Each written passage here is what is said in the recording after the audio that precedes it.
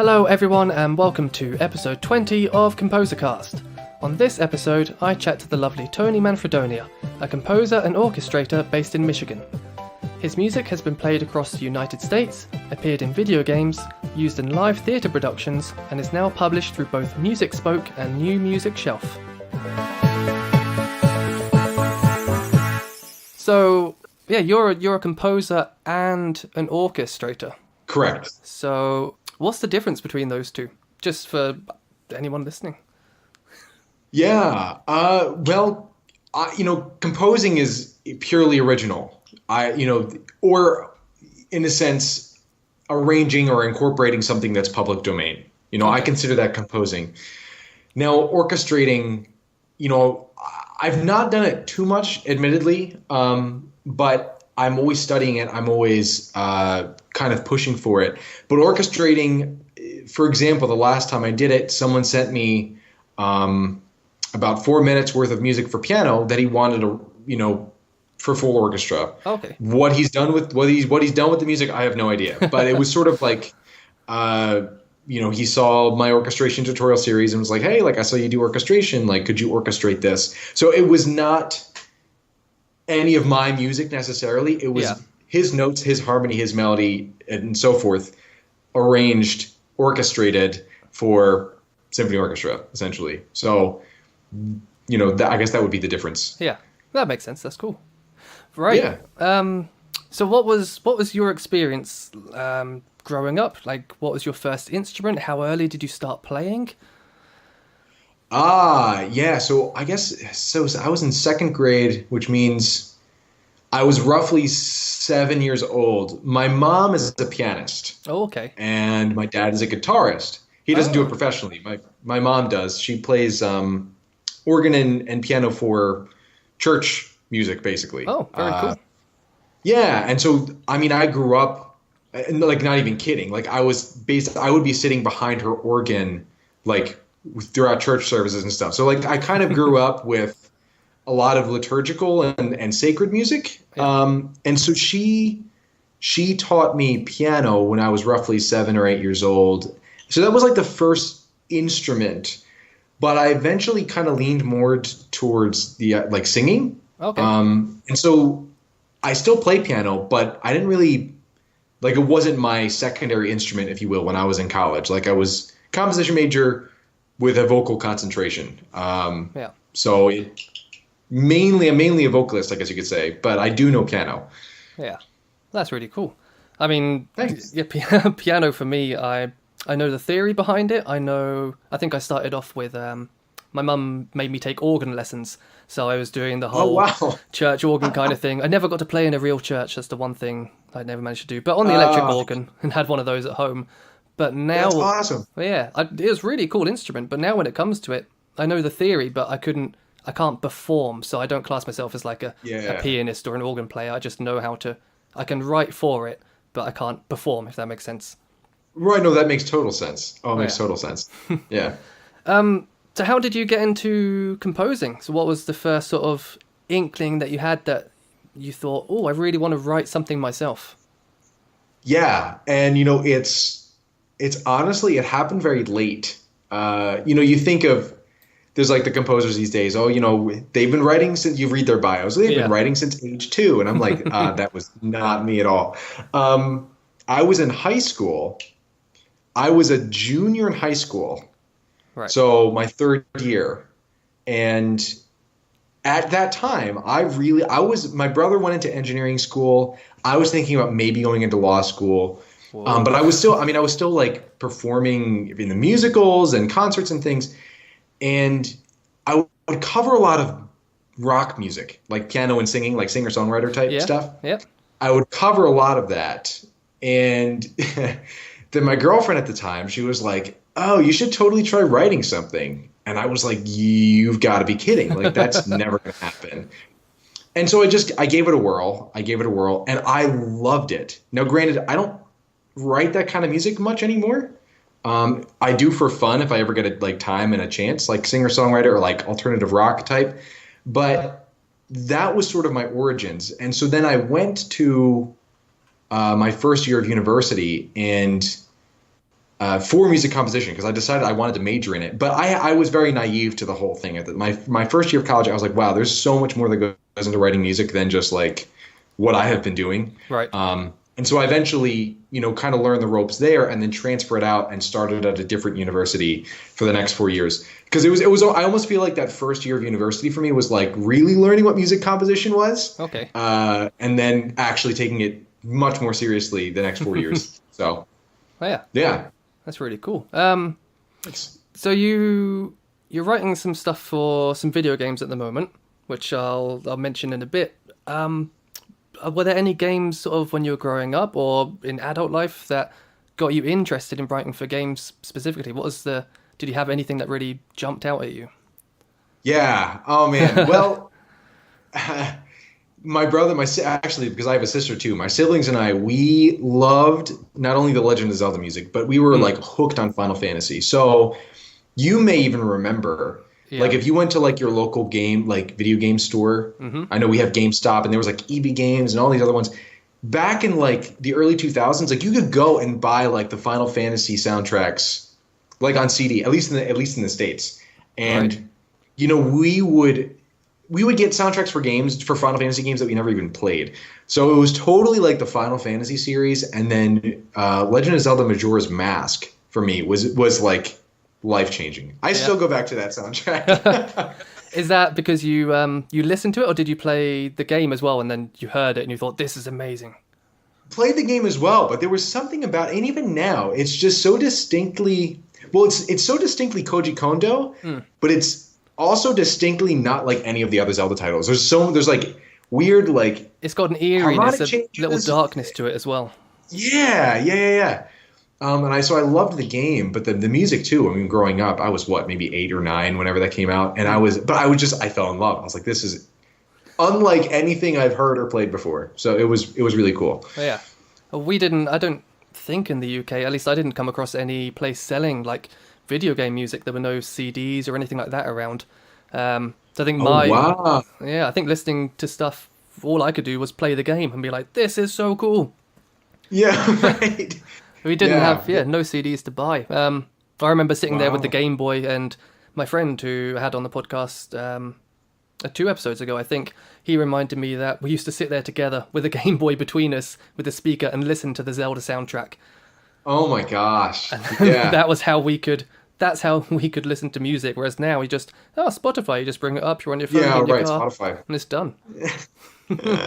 Yeah, it's a different world now. But there were a lot of the Pokemon soundtrack too. I mean, I just kind of grew up always admiring and wanting to play the tunes on the piano or like Banjo-Kazooie music. Yeah. I would always go and try to play like Treasure Trove Cove on the piano and never quite able to do it, but So, you said you are mainly a singer as well as composer, and obviously you play piano. Do you find that playing an instrument and singing, do you find that helps with writing music and composing? Yes. I, in a sense, use my voice for thinking melodies. Okay. So if I'm writing melodic content, I will often find myself humming, or just vocalizing.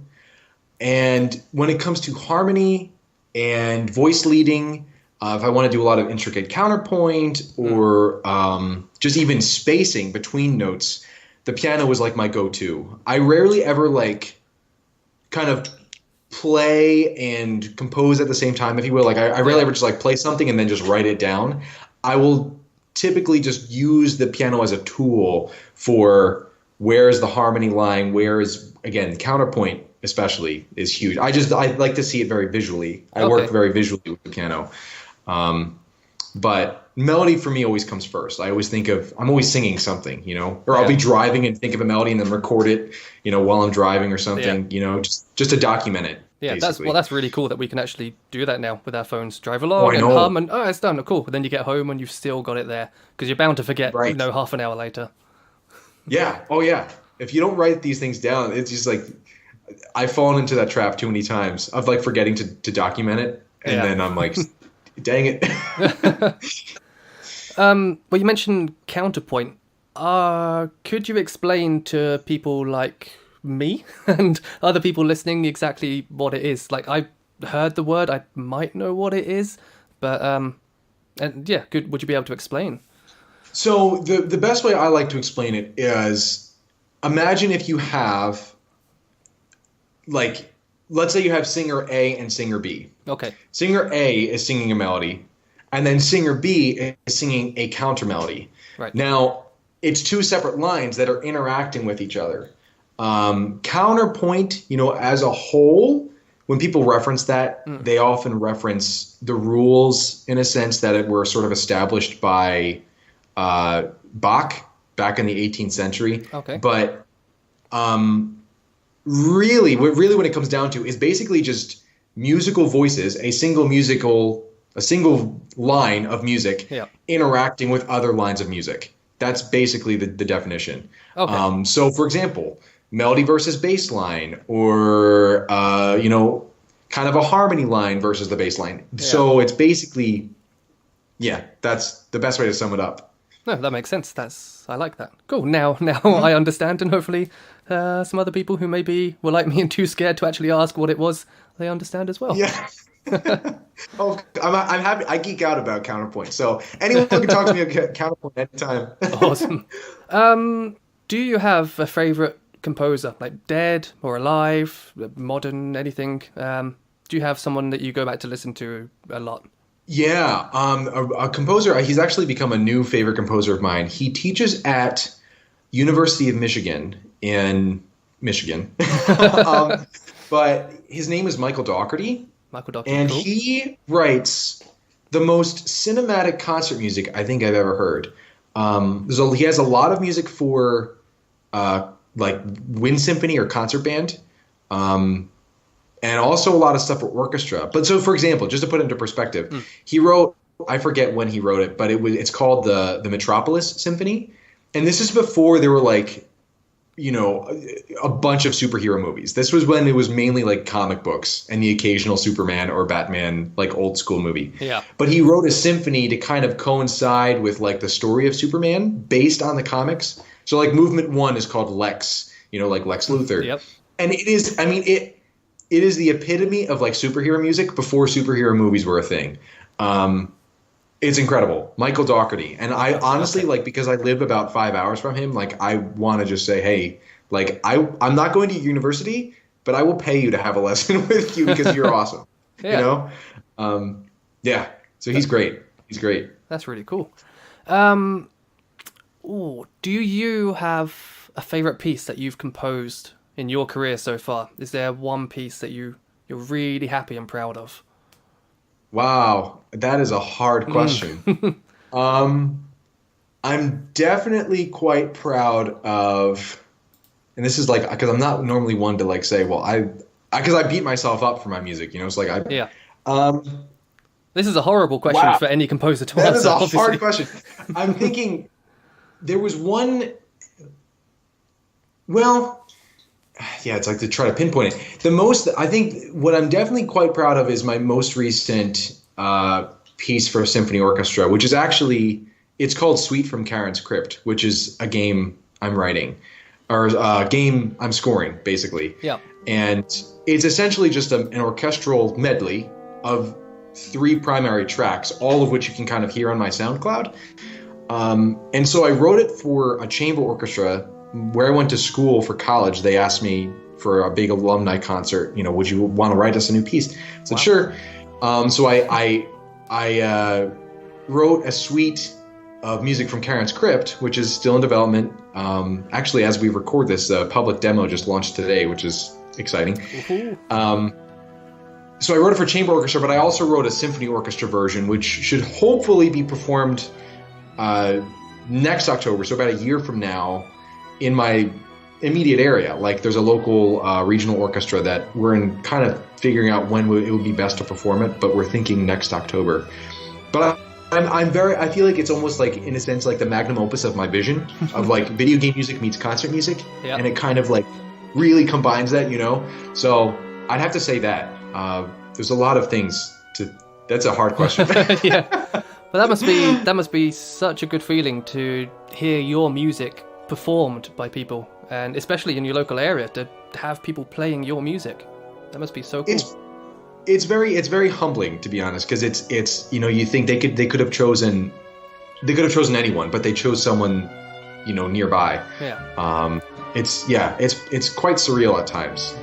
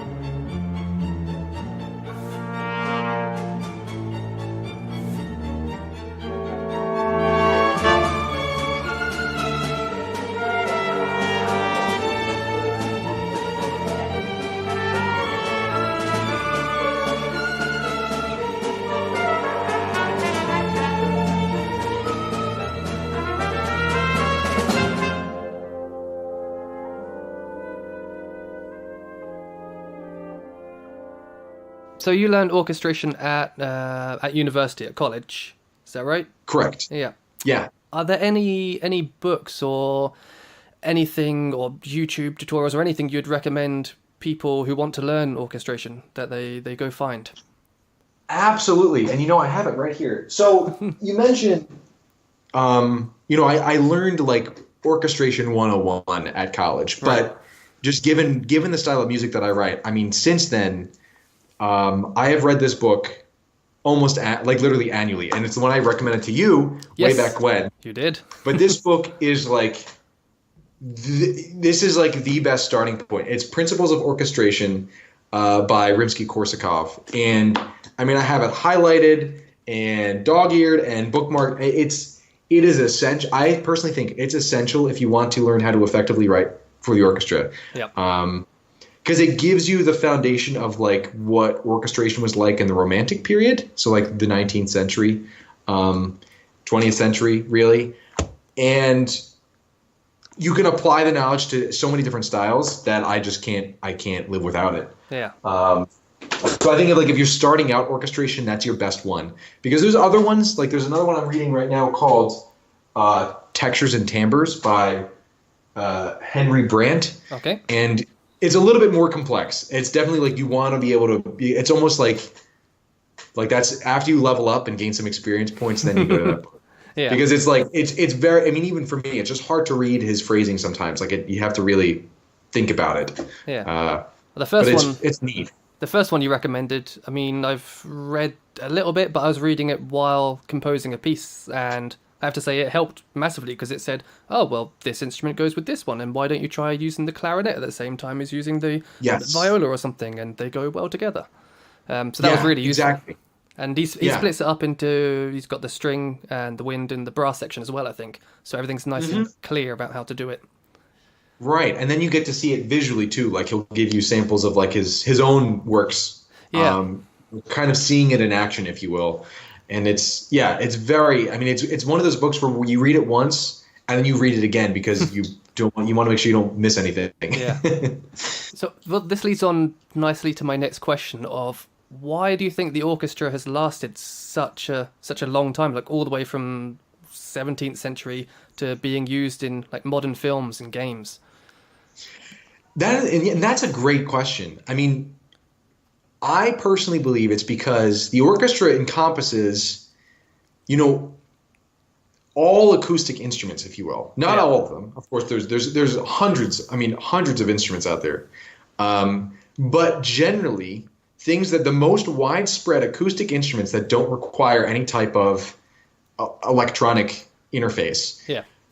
you could literally have in a piece of music, well, I just want this section to be just the single flutist in the back of the orchestra, just one flutist.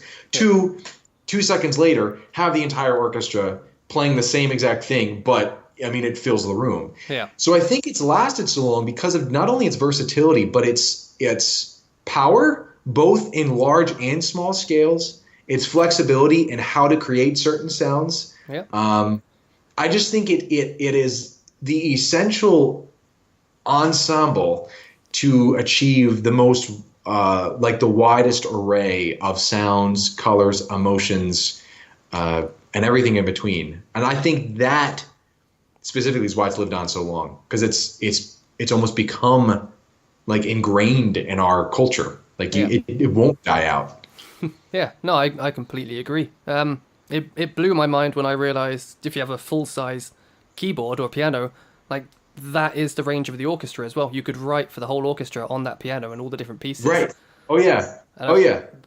It's crazy. Yeah, I really like that. But I think you're right. The orchestra can be so dynamic, like go from the tiniest little thing to something massive. I mean, I saw one of the best performances I saw was Gladiator at the Royal Albert Hall, the film. Oh wow! And they had the orchestra, like full size orchestra, performing that, and obviously that goes. It's giving me chills just thinking about it. Yeah. Like that's amazing. And in the Royal Albert Hall as well, with that sound and the acoustics and everything, that was.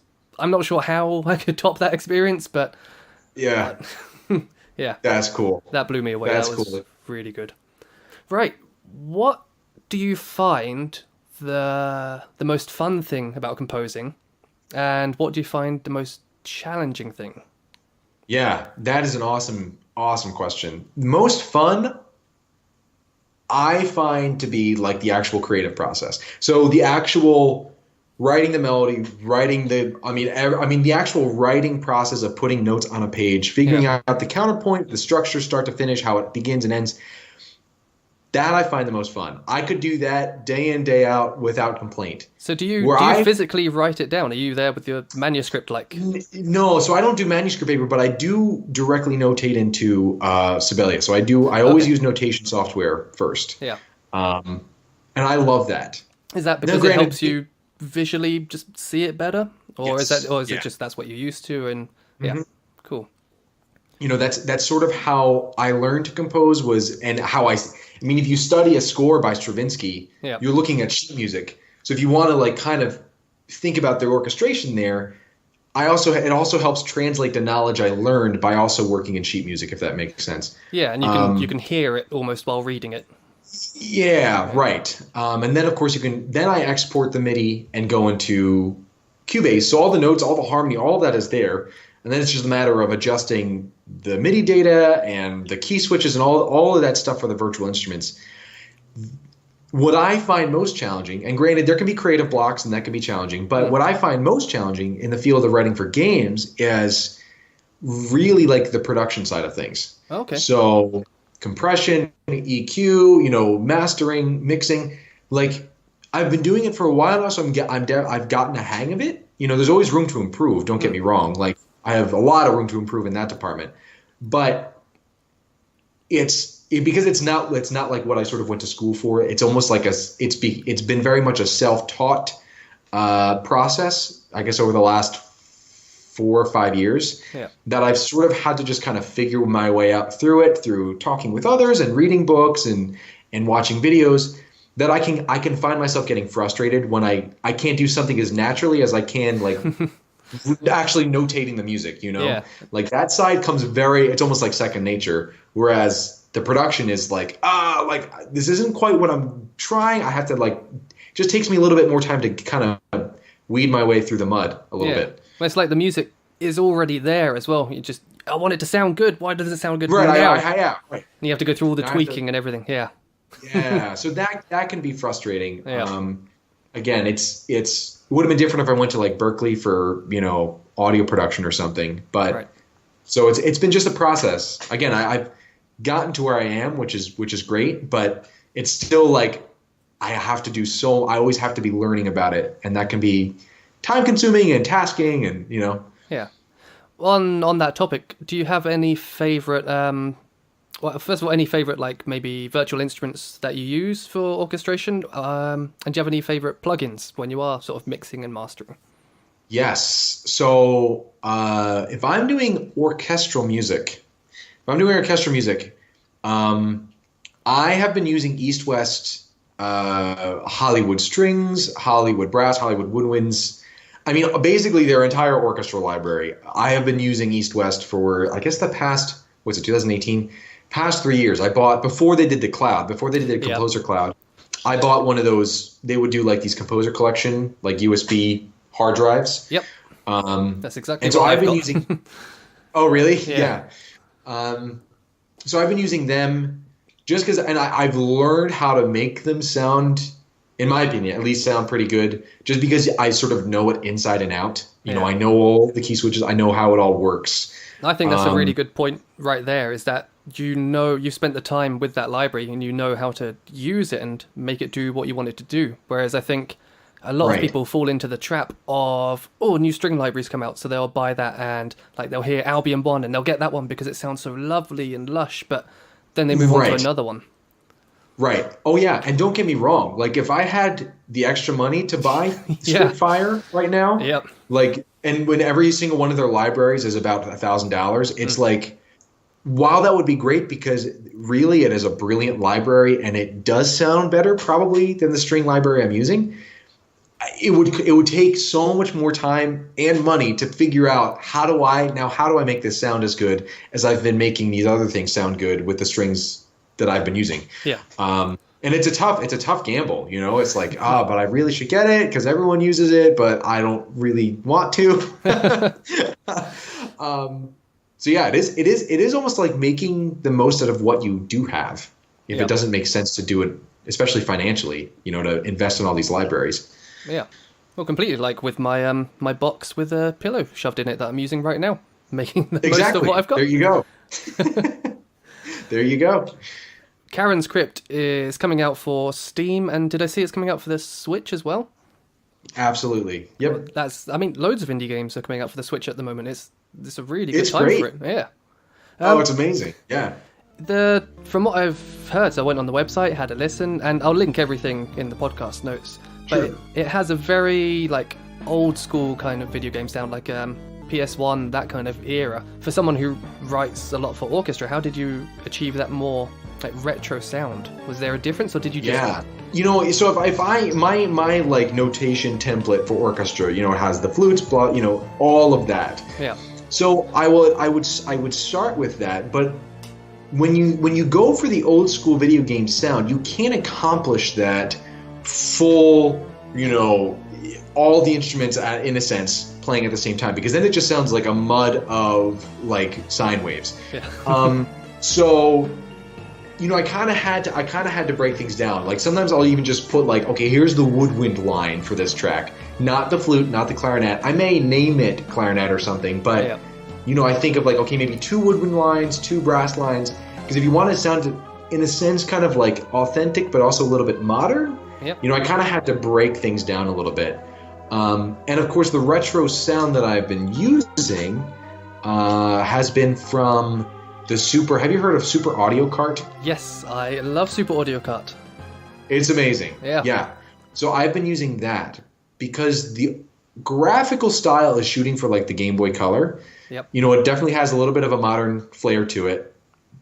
But at the same time, the music, in a sense, reflects that. So it has, you know, almost like Super Nintendo, so like 16-bit samples, sort of mixed with 8-bit chiptune moments. Like there's various moments throughout all of the tracks where I'll have either a little bit like a little fugue or a little canon going on of just like 8-bit, almost like I literally have it listed as 8-bit organ is what I would do. Almost like I'm writing an organ 16-bar phrase for organ. Yeah. Kind of in the style of Bach, because that's sort of what the developers wanted. That it would sound like it's just, you know, 4 channels, 8-bit chip tunes, basically. Yeah. And so it's almost like a retro modern blend, if that makes sense. Yeah, definitely. Yeah, the stuff I've heard so far sounds really good. So I'm definitely looking forward to listening to the rest of it. Thank you. Yeah, I won't spoil too much, but like toward the end, like I know I'm working on, I'm not done the soundtrack yet. I have a few tracks left, but there are moments where now I'm starting to incorporate a hint of like live type sounding instruments, but like slightly bit crushed. So it's not like it's just orchestra, but it's almost like, well, that doesn't sound like either 16-bit or 18-bit instrument, but it's something in between. Yeah. I don't know. I'm starting to experiment a little bit as I finish the soundtrack to close it off with a bang. Yeah. You're also writing for, is it Call of Sarangar?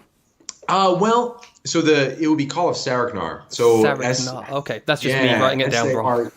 Yeah, no, that's okay. Yeah, Call of Saragnar. So that is probably like the long-term project I've been using or working on. So I've been working on sort of a few games. Like Karen's Crypt is a little bit smaller in scale than Call of Saragnar. I'm working on sort of a zombie voxel called Rot Purge, much smaller scale than Call of Saragnar. So Call of Saragnar is kind of like the thing that's always going on in the background that I'm working on. Yep. Kind of in the style of the game itself is kind of in the style, if you think of like Daggerfall or Might and Magic, sort of like those early 90s games that were far too difficult for me. Exploration. Yeah. So the music, though, is not. We were toying with like doing it, making it sound like it was straight out of the 90s, like speakers, like computer speakers, with sort of like a lo-fi, early MIDI type sounds. But it wasn't working. Like it just didn't really sound pleasing to kind of listen to. Okay. For like hours on end, So we've sort of we reapproached it. I know even visually, the lead developer Damian, he is kind of even in a sense slightly modernizing that style visually and gameplay wise. So the music definitely has a more realistic sound now. Again, using a lot of the East-West libraries for that. Yeah. So I'm approaching the music for Call of Saragnar like as if I were scoring it for a live ensemble. Like just as if I'm writing an orchestral piece of music. Yeah. So definitely a little bit different than Karen's Crypt in that I don't feel like I have to limit it now. I'm almost just, okay, well, here's the orchestral soundtrack. Pretty straightforward.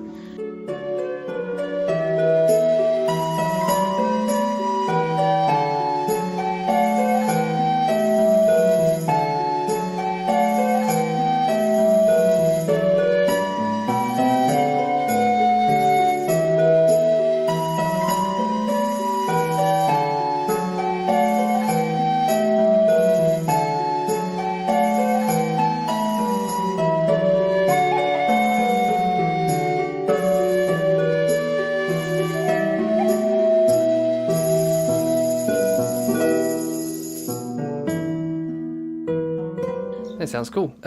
Do you have any... I mean, I went to an event yesterday called Screen Music Connect, and it was all about writing music for film and TV and games. And one of the things that they said there was that you should always have, if you have the time, you should always have a passion project, like a side thing that you're doing just for you. I was wondering if you have something like that going on.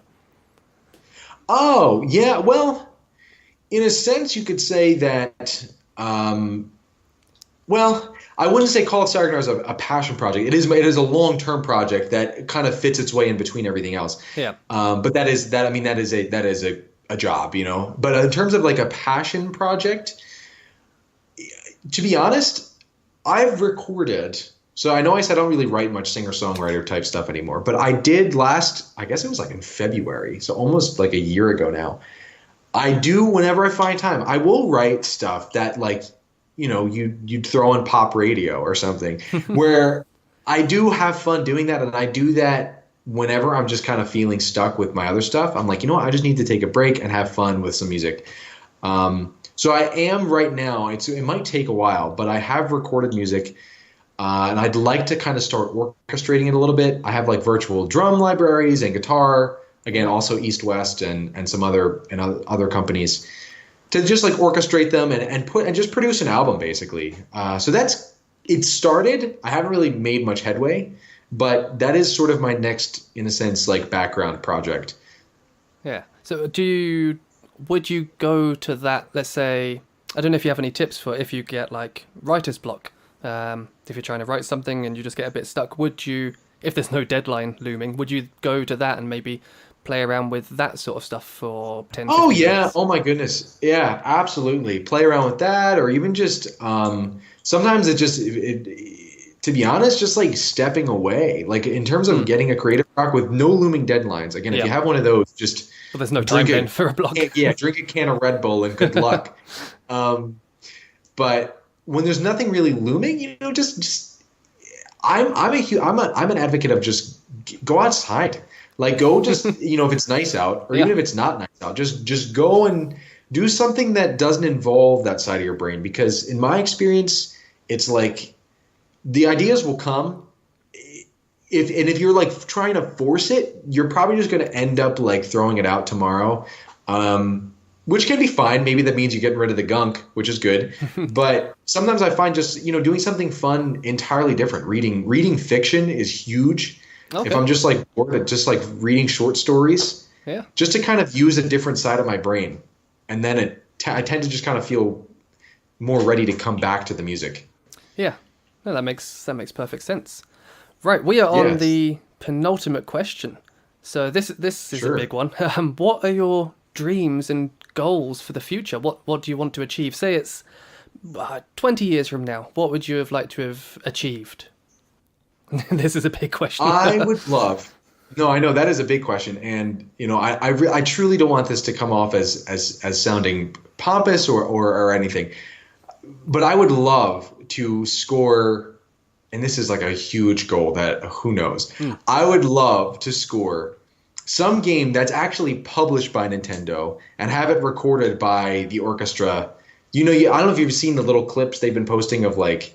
Recording the music of Octopath Traveler or recording the music of like Super Mario Odyssey. Oh, right. And when I see that, oh yeah, you probably have to sift through some history with the Nintendo of America or Europe Twitter page, but they post them from time to time. Okay. And I'm like, that would be the biggest dream of mine.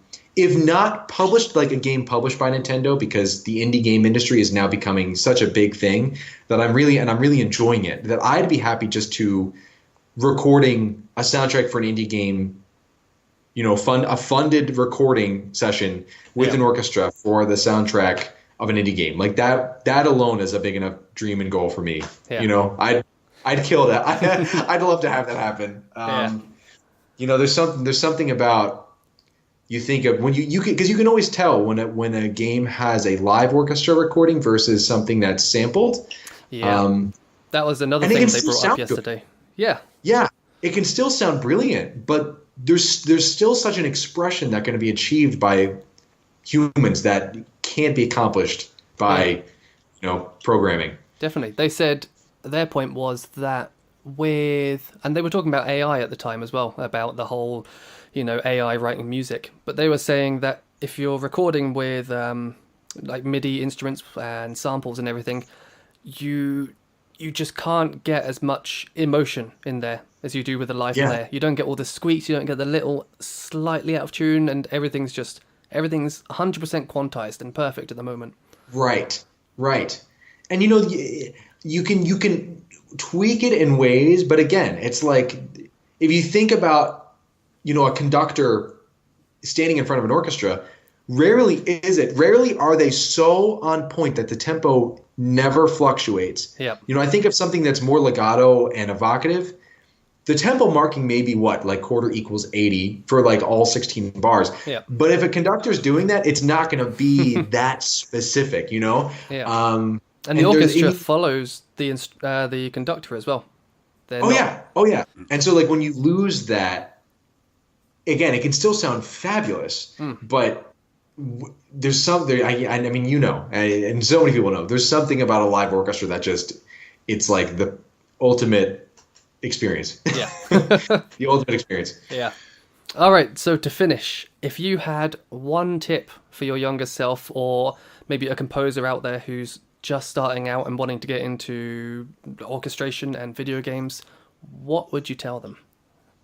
Don't be afraid to just just work with someone. Don't be afraid to do a game jam. Don't be afraid to just like start making music. Even if like a year or even 6 months later, you're like, wow, like I've really improved over this, so I'm just not going to show this anymore. But just start making stuff. Like, don't be afraid to say, I want to work in this industry and I'm going to write music for game jams, or just a developer friend, just something for fun. If you're just starting out, the best thing you can do is to just get that experience. The reality is you're not going to be able to just start out, well, I just learned how to write, on sheet music. Now I'm going to get paid $100,000 a year. Like, that just doesn't happen. Yeah. But it'd be when nice you're just if it starting did. out, what's that? It would be nice if it did, but yeah. Oh yeah. Oh my gosh. Yeah, you get your degree and here's your salary for the rest of your life. That would be great. But it's digging into the music and learn as you go. Just learn as you go. You're not going to know everything from the get-go, and you're going to be doing yourself a disservice if you just say, well, I have to wait till I learn more. It's like, no, like apply what you know now. Yep. And just keep making it. Keep getting that portfolio rolling. And eventually you learn as you go, and you improve year after year. Yeah.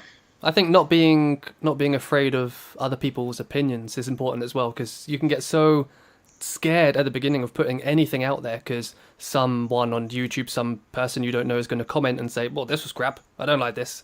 And I think that really holds a lot of people back. Yeah, and you kind of have to, in a sense, toughen up a little bit for those comments when and if they do come. I mean, you don't know. Then that's the scary part. You just don't know if you're going to get a comment like that. Yeah. But when you do, you just can't really take it to heart. You just have to say, you know what? I'm still learning. I'm still growing. People comment on like people now say some of the Final Fantasy soundtracks are awful. I'm like, it's like the people will make a stink about it, just about anything. So it's like you just kind of have to just deal with past it a little bit. Yeah. Cool. Well, I just want to say thank you very much for coming on the podcast. It's been a real pleasure chatting with you. Hey, well, thank you for having me. I thank you for this podcast. It's huge. I mean, I know I've been listening here and there, and I know some other folks have been listening too. So it's really something special. So thank you. So thank you very much again to Tony Manfredonia for being such an awesome guest. Go and check out his music. Check out the games Call of Saragnar and Karen's Crypt. And I will leave you with a track from Call of Saragnar that Tony wrote called A Deadly Encounter. See ya!